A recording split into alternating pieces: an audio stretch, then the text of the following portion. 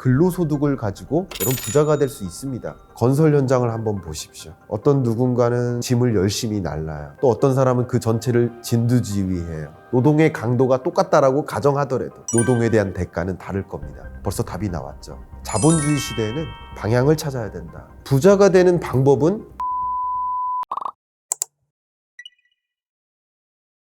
우리는 자본주의 시대를 살고 있습니다. 자본주의의 정의를 한번 검색해 보시면 핵심적인 키워드가 뭘까요? 사유재산의 인정이에요. 사유재산을 인정하지 않는 체제가 소위 말하는 공산당 국가 이렇게 볼 수 있겠죠. 그럼 사유재산을 인정한다라는 것은 사유재산을 축적시키는 것을 긍정적으로 권장한다라는 것이고, 그럼 사유재산을 많이 축적한 사람을 우린 뭐라고 볼 수 있나요? 부자라고 부릅니다.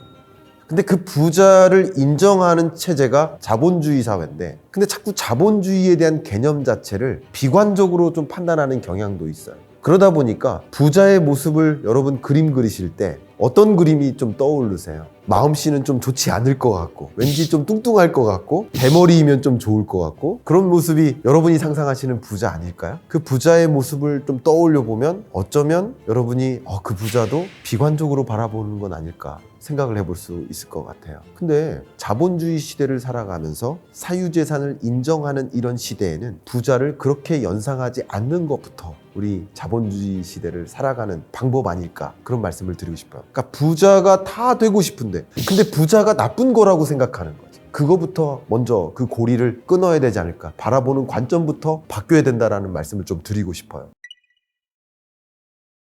그러면 사유재산은 어떻게 축적이 될까? 이게 많은 사람들이 이 경제의 언어에 익숙하지 않다 보니까 제가 한 번도 들어보지 못한 어떤 소득의 개념을 얘기하시는 분들이 계세요. 근데 경제학을 여러분 공부하시다 보면 이 소득은 크게 4가지로 구분된다 생각하시면 좋을 것 같아요. 4가지의 소득을 잘 축적한 사람이 재산이 많은 거고, 그게 부자인 거예요. 그럼 어떤 소득들이 있는지를 먼저 판단해 보는 것도 중요한 개념이지 않을까 생각합니다. 그 소득은요, 첫 번째가 근로소득입니다.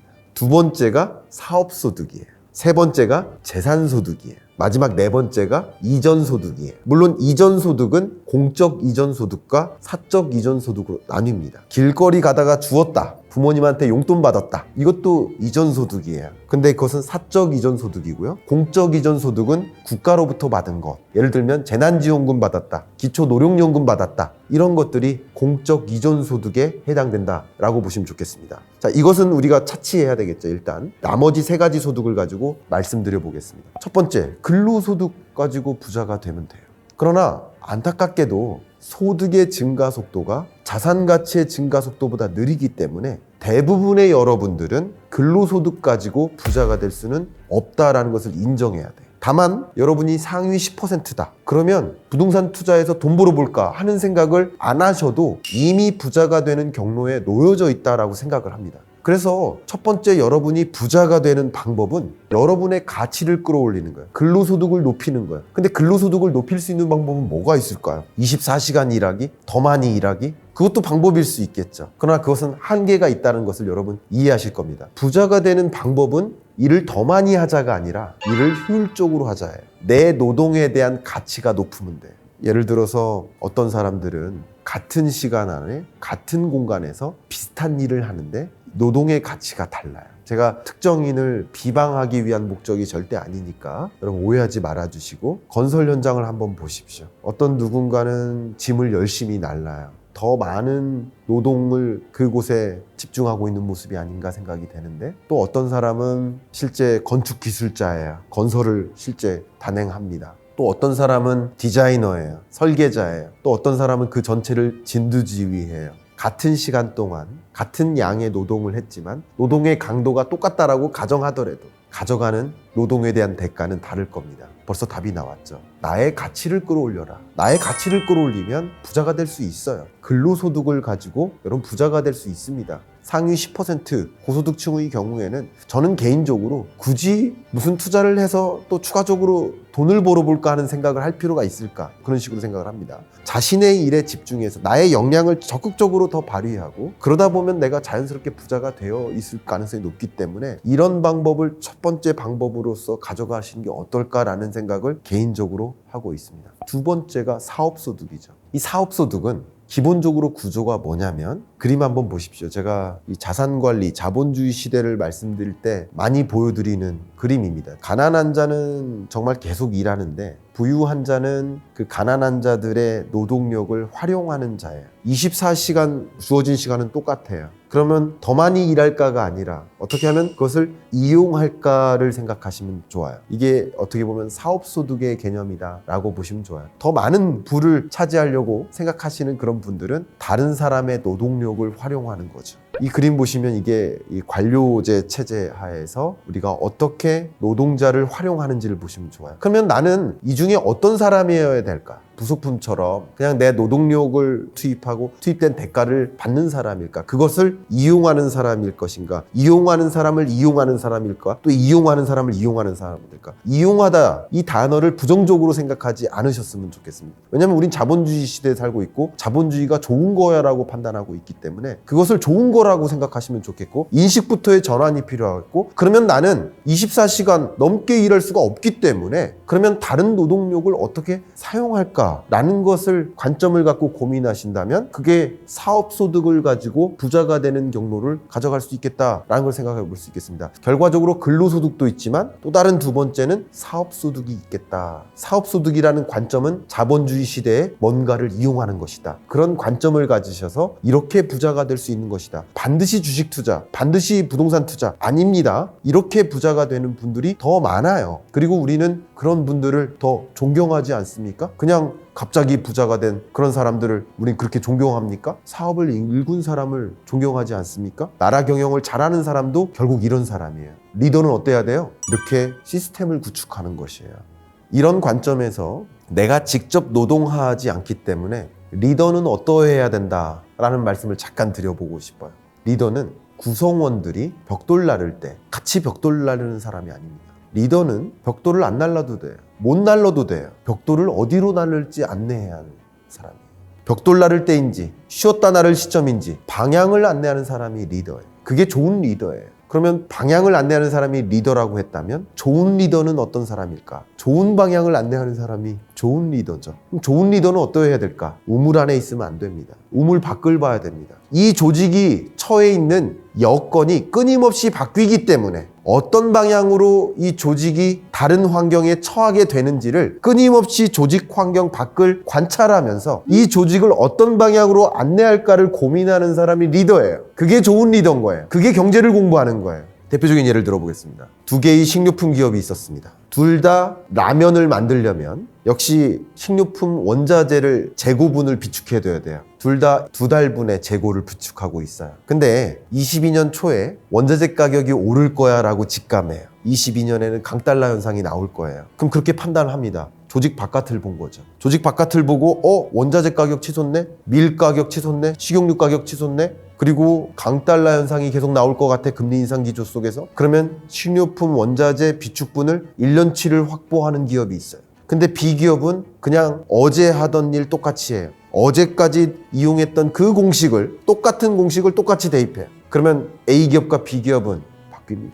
A기업은 경제 여건의 변화에 걸맞게 원자재 비축분을 충분히 확보함으로써 원자재 가격이 치솟을 때 그 영향을 안 받아요. 강달러 현상이 계속 나올 때 나는 이미 비축하고 있으니까 리스크를 해지해요. 결국 이 조직이 처해 있는 여건의 변화를 관찰함으로써 이 조직이 어떤 방향으로 움직여야 되는지 길을 안내하는 사람이 리더인 거예요. 나는 리더가 아닌데요? 여러분도 여러분 자신의 리더예요. 그럼 내가 좋은 방향으로 가기 위해서는 나는 역시 나만 보는 게 아니라 내가 처해 있는 여건의 변화를 봐야 돼요. 끊임없이 보면서 나는 어디로 갈 것인가? 이 사회는 어디로 갈 것인가? 그럼 나는 어떤 역량을 갖춰야 될까? 라는 것을 끊임없이 고민하는 사람이 여러분을 잘 리드하는 리더예요. 우리가 그래서 경제를 봐야 됩니다. 자본주의 시대에는 방향을 찾아야 된다. 그게 리더다. 이런 말씀 좀 드리고 싶습니다.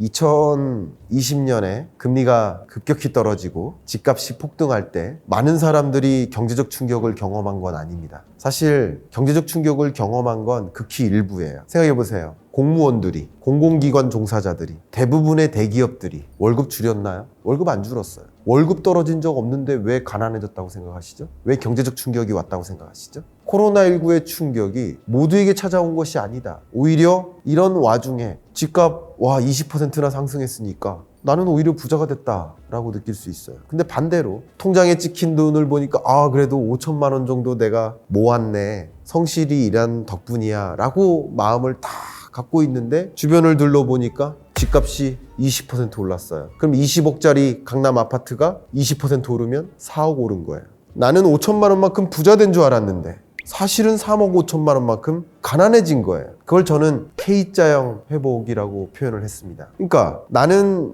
성실히 달려갔지만 계단을 내려갔을 뿐이에요. 근데 나는 열심히 일하지 않았고 뒷짐지고 있었지만 에스컬레이터 타고 올라간 거예요. 모두가 경제적 충격을 받은 게 아니라 자산을 보유했는지 여부에 따라서 회복이냐 경제 위기냐를 달리 체감한 거예요. 이건 마찬가지라는 거예요. 그럼 나는 위로 올라갈 것인가 아래로 내려갈 것인가? 여러분 스스로 답변하셔야 돼요. 이번에는 재산소득을 가지고 말씀드리겠습니다. 재산소득은 내가 갖고 있는 자산, 소위 말하는 돈을 버는 구조, 이게 여러분이 생각하는 재테크 관점에서의 재산소득의 개념입니다. 이자도 재산소득이고요, 배당을 받았다, 이것도 재산소득이에요. 재산이 재산을 가져다 줬다. 나에게 주어진 시간이 한정적이기 때문에 우리는 뭔가를 이용해야 되는데 다른 사람의 노동력을 이용하는 걸 사업소득이라는 관점에 생각하시면 좋겠고요, 돈을 이용해서 돈을 또 벌게 만드는 것, 눈덩이를 굴리듯이 그게 재테크 관점의 소득, 재산소득이지 않을까 생각할 수 있겠고요. 그것을 여실히 증명할 수 있는 그래프가 이겁니다.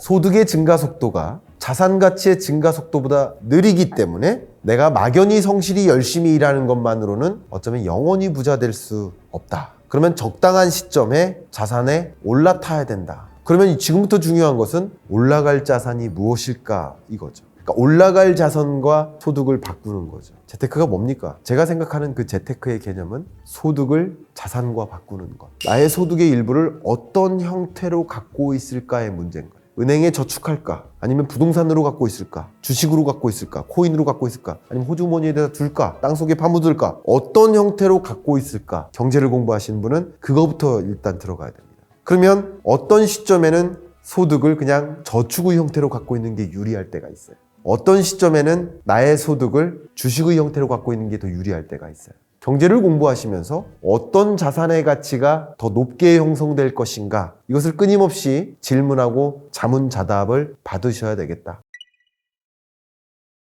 끝으로 이런 말씀 드리고 싶어요. 20대 여러분들이 만약에 오늘 벌어서 내일 잃어도 된다 하는 마음으로 투자를 하시면 절대 안 됩니다. 지킨 투자가 필요합니다. 20대 여러분들은 하루 종일 주식 차트 보면서 오늘 샀다 내일 팔았다, 소위 단타라고 하죠. 이걸 좋은 그런 표현으로 트레이딩이라고 하는데 그걸 투기라고 합니다. 그런 식으로 투자를 하다 보면 나의 역량을 개발하는 걸 뒤로 미룰 수 있어요.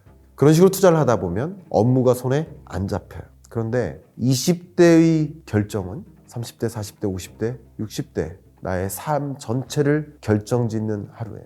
20대의 하루 동안 하루 종일 주식 고민하면서 차트 보면서 종목 보면서 불안해하면서 나의 미래를 고민하지 않고 나의 역량 개발에 신경 쓰지 않고 그런 식으로 투자해서는 20대 오늘 하루를 잃은 게 아니라 나의 평생에 걸친 하루하루를 잃은 것이다 라고 생각을 해보시면 오히려 20대 여러분들은 재산소득이 아니라 근로소득, 사업소득 관점에서 어떻게 하면 내가 상위 1%의 고임금, 고부가가치 일자리를 가질 수 있을지, 내가 어떻게 하면 시스템을 고민해서 사업가로서 정말 이 세상에 필요한 그 산업을 일구고 사회의 인재가 되고 내가 어떤 키맨이 되고 그런 사람으로 부상할 수 있을지, 그런 나의 역량 개발에 집중해야 되는데 그렇지 않고 오로지 주식, 오로지 코인, 그리고 그것도 오로지 투기 방식에 샀다 팔았다 하는 방식의 그런 투자 방식에 맴돈다면 부디 지양하셨으면 좋겠다, 그 말씀 드리고, 그것은 절대 투자가 아닌 것이다. 20대 때는 나에 대한 투자를 선행하셔라, 꼭 이 말씀 드리면서 오늘 이야기 마무리하겠습니다.